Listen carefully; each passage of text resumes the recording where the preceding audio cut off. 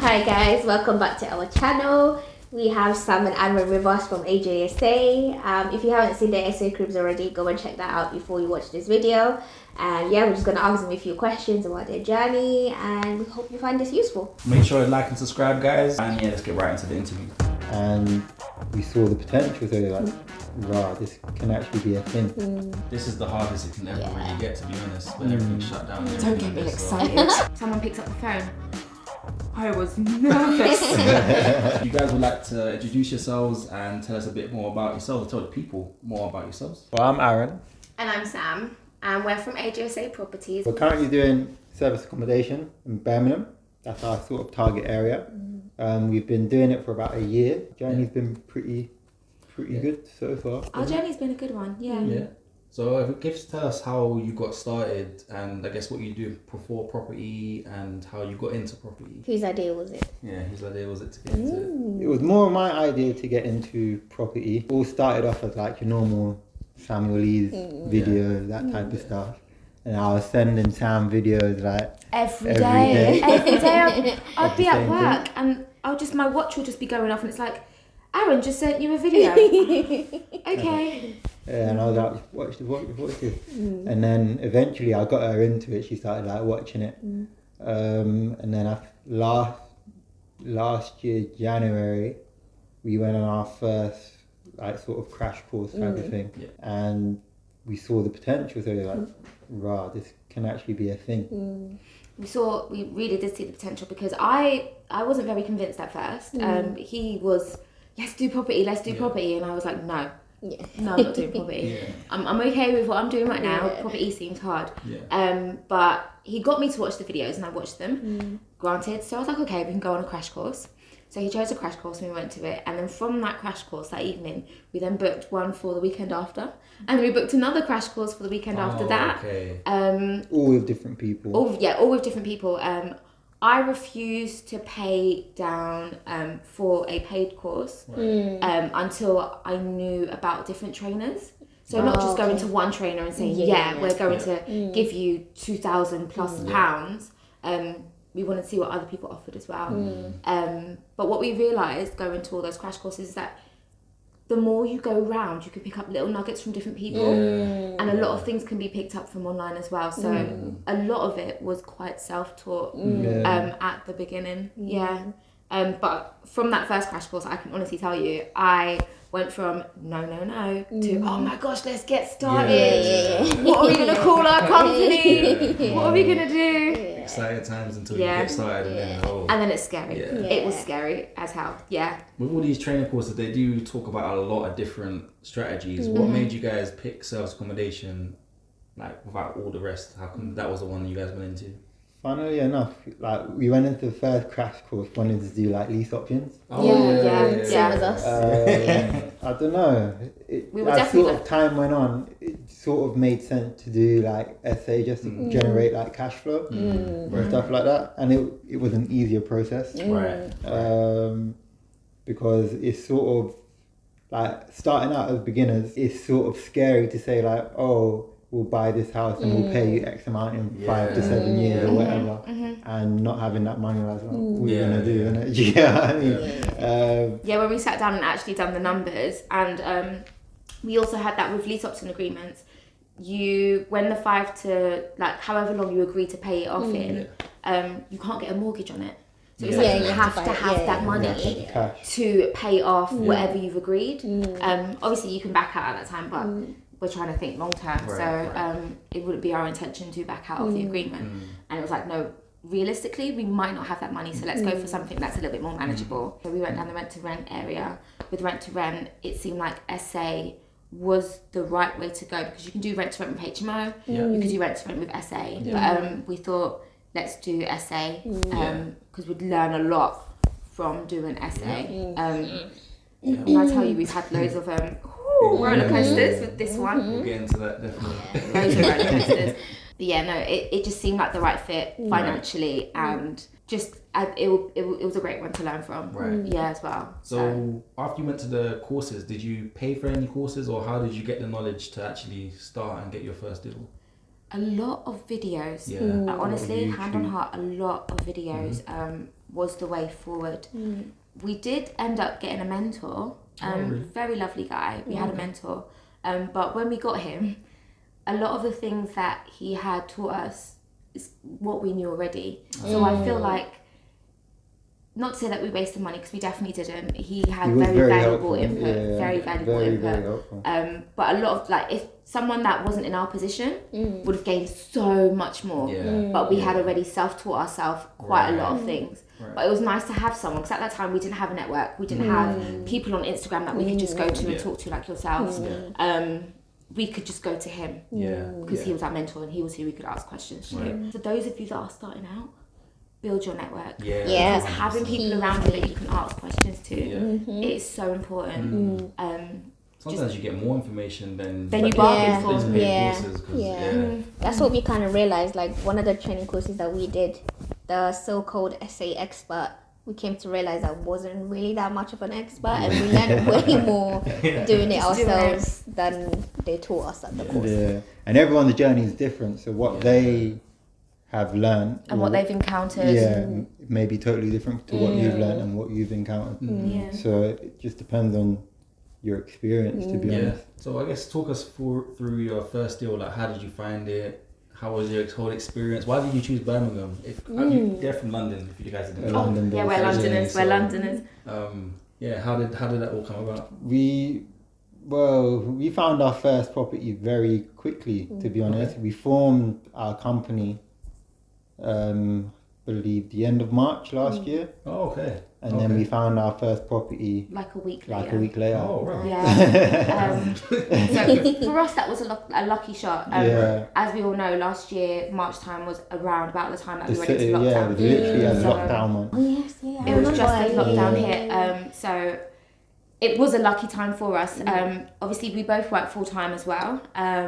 So lockdown gave us that opportunity to use the time, to utilize the time to create our company, to learn more stuff, to sit down together and just do things, which was amazing. And then because we had that week of not having to focus on our jobs, we had the time to call up the agents and landlords and stuff like that, and kind of sell ourselves. It was our mentor that spoke us through what we should say on the phone to the agents and to the landlords, and he was like, yeah, just try. If they say no to you, it's fine. Because the more you do it, the more comfortable you'll be. And it was exactly that, like the first. The first was terrible. Terrible. Absolutely terrible. Rubbish. Yeah. And he made us, actually, funny enough, he made us call each other.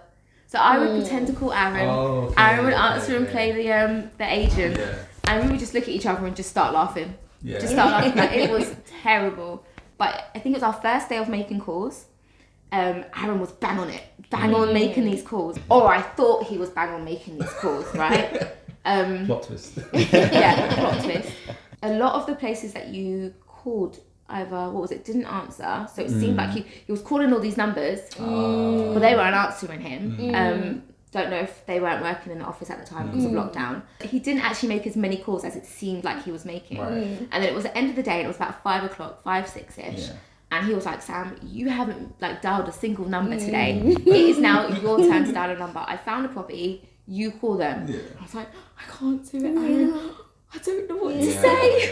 Don't make me do it. Were these all to agents, or was it a landlord or a These mix? were all agents. All agents at the moment, All yeah. agents. Yeah, at the beginning, all agents. It was like our first ever sort of cold calling type of experience. Right. So it was all agents. We didn't try the Gumtree route and that then. And then, when she called.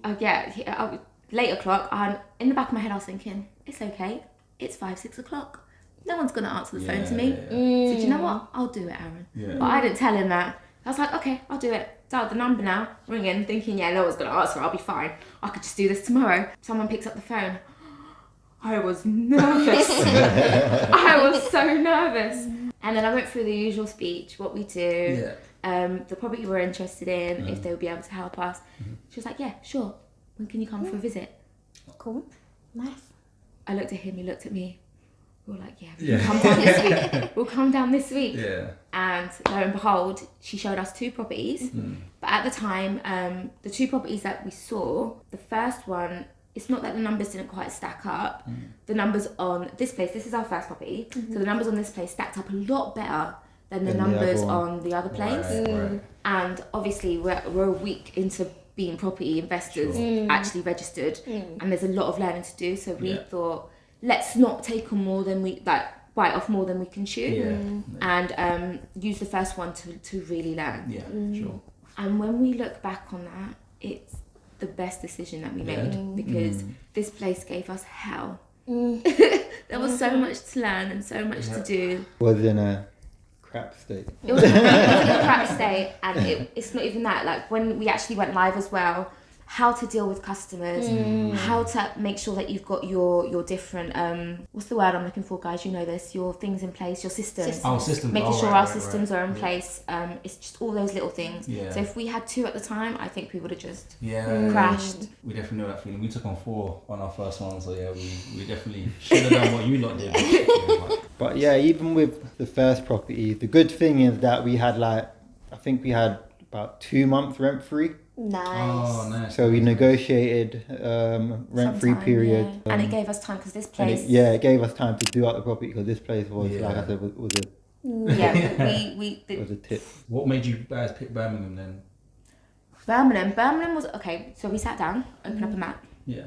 It was England. And so you've got London. London is quite expensive, and then you've got the 90-day rule. It is where we're from, so it would be easy. But with the 90-day rule in place, we didn't want to take that risk, because the rent there is crazy. And then not really knowing how to navigate around that 90-day rule, it would have been massive for us to get our heads around. It would have been very hard. It would have been a challenge. So crossed out London. Now the other 2 major cities were Birmingham and Manchester. Manchester, too far. For us to travel from London to Manchester, that's insane. So we chose our middle ground, which was Birmingham. It just seemed like the right fit, because things were happening here, things were changing here. They were better in Birmingham. So for us to put our feet down here before it gets better, so we're already here, was the right thing to do. So that's why we chose Birmingham. Oh, fair enough. You guys did a lot more research than we did. I think we went up to Leeds, and then the landlord called us. And then we didn't even know where the property was, and he said it was in Birmingham. We're like, okay, fine, let's just go to Birmingham. Because that was like on the route down. It was on the route down, And we're just, fine, we'll just do Birmingham then. I wanted to mention, we mentioned about the 90-day rule. It's a rule in London that you're only allowed to do short lets for 90 days in the year, in case anyone didn't know. But you was mentioning COVID as well. Was you guys nervous of taking a property on during that time, or when it happened, was you guys nervous, and has COVID really affected your business, and how have you guys navigated through that? Because you've taken another one during COVID, right? I was scared. I was scared no, I'm lying. Rewind. I was not scared. At the beginning, when COVID happened, I was not scared. I became scared when COVID started to extend. So at first, we were all under the impression... 4 weeks, or it was meant to be like 4 weeks. We were all under the impression that in 4 weeks, the world's going to go back to normal, and we'll be fine again. And then 4 weeks came, and it was like, no, we're extending this. And it just kept getting longer, and the rules kept getting stricter. And that's when I started becoming nervous. I don't know about you, but I got really scared, because it's like they then locked down service accommodation, so you had to have like long times in there, or NHS staff, or people that needed the place for work purposes. That's when I became nervous. And then you also get the ones that said that they were here for work purposes, and you have to filter through that, because that was a massive danger zone. So that's where I got nervous, where we had to really knuckle down, and really, it just wasn't flowing the way that we first envisioned.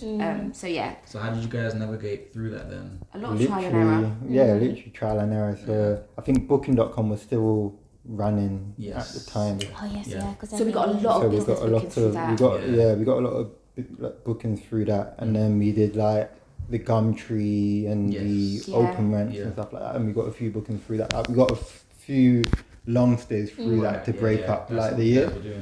I imagine it wasn't that bad for you guys, because you took on another one during COVID. So how did that come about? And we had this renting out bit by bit at the beginning, so it showed us the cash flow potential. And then we had someone come in here for a little bit of a long time. So during that long time, it gave us the time to go, okay, since we're not focusing on nightly stays or like 3 nightly stays, we've got time to source out somewhere else now, and sort out somewhere else, because we know that place is sorted for like a month. Yeah, exactly. So we went out, we said, yes, this place is doing well, so we can definitely make this work for somewhere else as well. We've got our network now, so we've got our cleaner, we've got our linen company. So if we bring that over there, that place should run smoothly as well. Yeah. So that's what we did. We sourced out a place, found a lovely landlord, love him to bits, he's amazing. This one was direct to vendor. Yeah, direct to vendor. So this wasn't through an agent. We found this landlord. Okay. Amazing guy. First time we met him, he gave us the apartment. Oh, wow. And luckily enough, we also had the time to do that place up as well. Right. It looked a lot different before than it does now. Was it a lot easier than getting your second one because you guys got the confidence and Yes. The second time round, because you've done it already, you know where to get your things, when to order your things, how to get your internet set up. And the good thing is, again, because we've done it once, we've got something to show. Yeah, exactly. So I think like the landlord sort of like that from us as well. Had more confidence. Yeah, he had more confidence. And he wanted to give us 2 other places. 2 other places, but we didn't take it on. But we still might, probably later down the line, but as of right now, we're good. We're alright. We're alright, we're doing well. It's bringing in what we need, and we're happy. Yeah. Like we started in COVID, and we're still in COVID. We're still in COVID. A year later. We've never experienced it outside. Like SA business outside of COVID. Oh, right. Oh, right. So, you guys, you're going to have a great year ahead. I love it. So we've managed to get like through all this, like we've done a year and we've managed pretty well.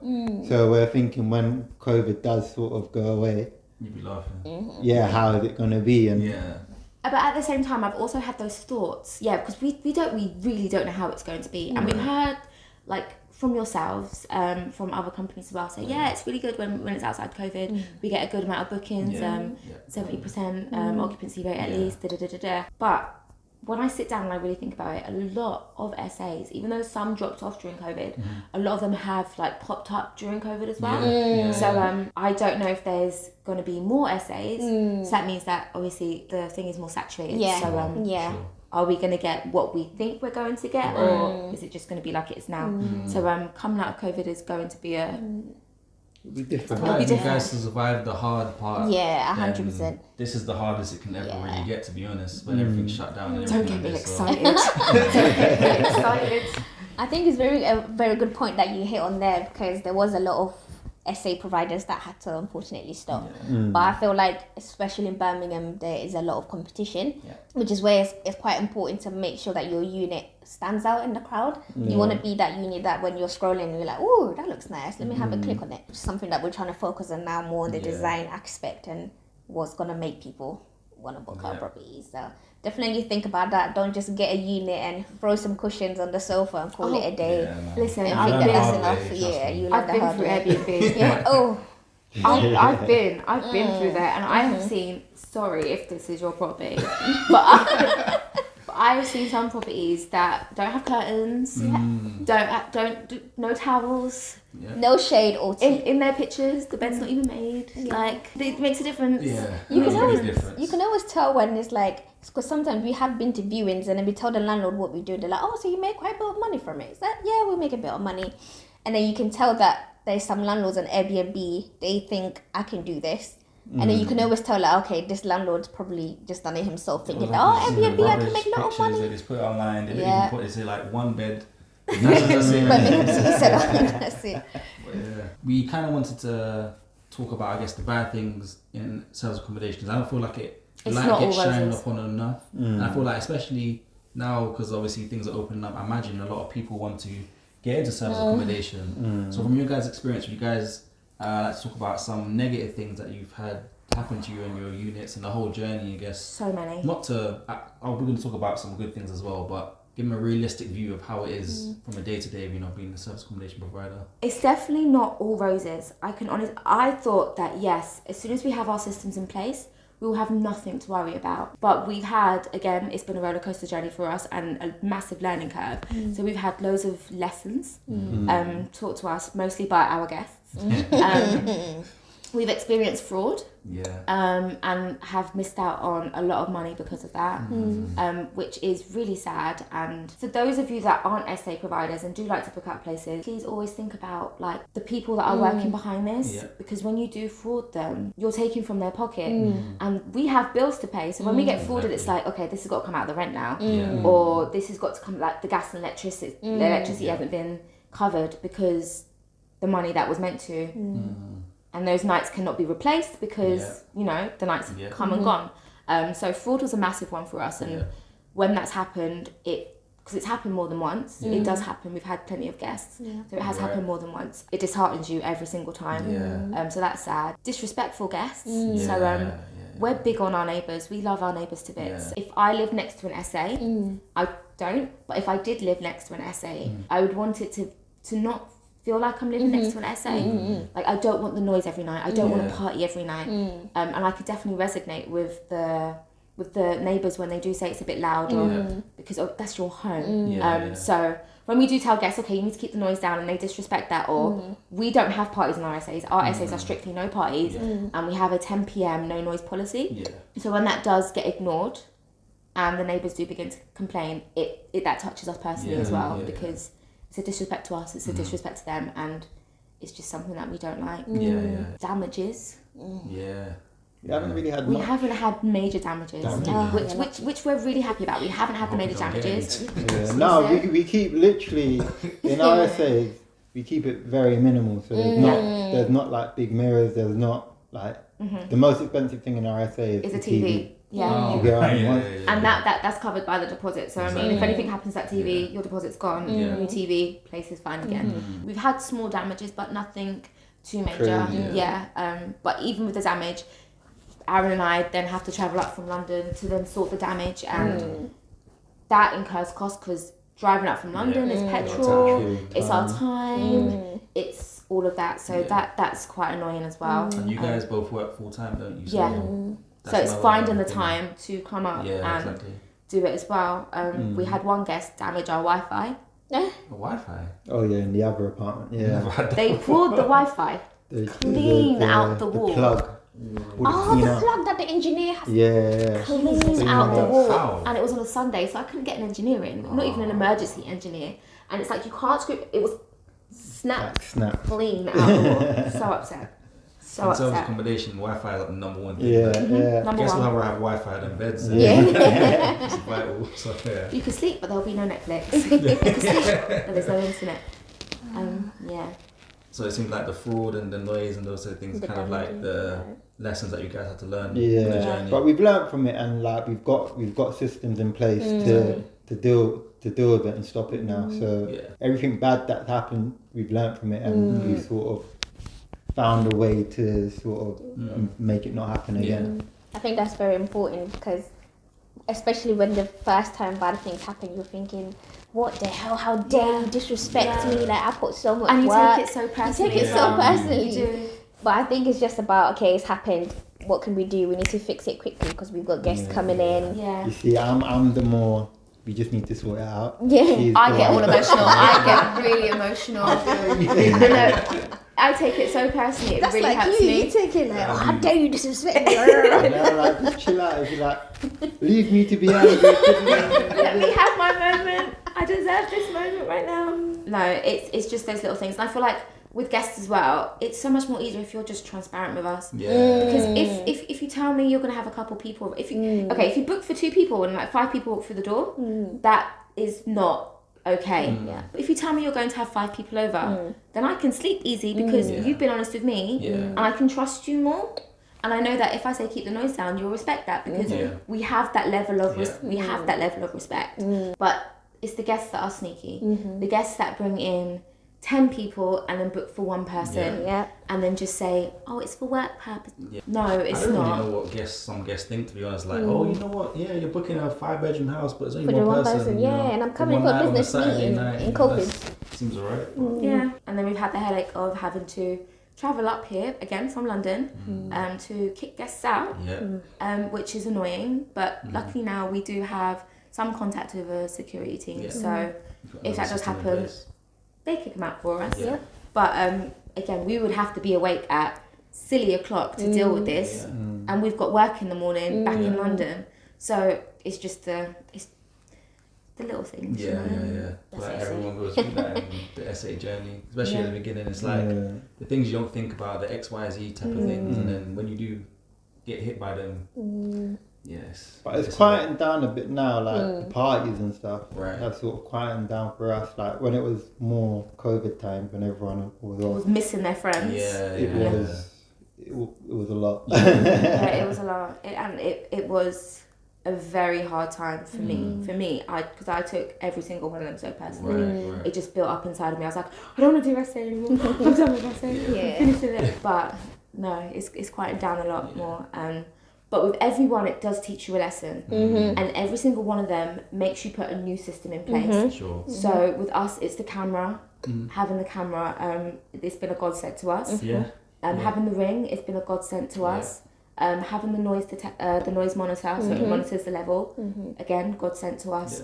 It's just the little things like making sure that we have their ID. That's a godsend. Making sure that we have the deposit. Again, godsend. So it's just learning the little things and what you should put in place to avoid those situations. I think it's also quite important to set expectations and set the boundaries from the get-go. So as soon as they book, we make sure that you've read the terms and conditions and you understand if you do this, this is how much exactly you're losing, and it's not like, how dare you take my money? The guests know. You saw it coming. Exactly. Some guests try to say it's a bit intrusive to have the camera there and stuff like that. We get but a few it messages faces like the that. door, and the thing that they don't understand. So we've put up a sign now to let them know why we've got the camera, because it's like they don't understand. Not only is the only thing you can see in the camera is literally the door frame. When you move the camera or they try to adjust the camra, guess what? I can see more now. But if you left it the way it was, I can't see anything. What they don't realise is that it's an SA business. You're not the only person that has had access to this property before. So someone will know that here is a property that potentially can be empty. So if someone wanted to come along and break in or come back because they were angry or anything like that, that's what that camera is for. Exactly. It's for your safety and it's for our apartment. Do not touch it. It's not there to specifically monitor you or to keep an eye on you. It's just a safety. It's a safety. It's a safety feature. It's a safety aspect. It's in case anything happens, and I think that's something that guests don't really realise as well. But it's kind of shocking because any Hilton, any other place, they have security everywhere at the front door, they have cameras there, they have cameras in the hallways to make sure who's in the building, they know who's in the building. If there's one person that books, you think there's one person but you don't know for sure, and then 5 people come and there's a fire, you don't know there's other 4 people in the building, and then that's going to cause a whole lot of problems. So I guess I feel like it's definitely needed. I feel like every SA operator should get one, to be honest. If you don't have a NEOS, have a ring. If you have a ring, then some other alternative. I even vouch on having both of them, because if one system fails on you, then you've got the other one as a backup. So having that both is good. The other day.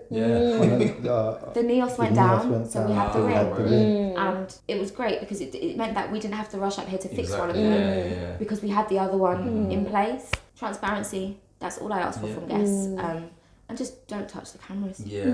Because 2 very simple rules. So there's a lot of people who want to get into service accommodation now, especially now that the lockdown's being lifted in June. What would be your best advice to give to these types of people, or what would be like AJSA's #1 golden advice that you could hand over to the people to go? Build your network. Your network. Build and your knowledge. network. Your knowledge and your network. Because your network will teach you things that you simply can't Google sometimes. Because it's real people that have gone through real situations and they could share this with you. Doing your background research and building your network, because your network is so important. And once you have those people that you can go to, you're good. Very important. We found like cleaners, security people from there. So I think it's definitely. There was that time our cleaner wasn't feeling very well, and we called you Jennifer, can I know your cleaner tomorrow, please?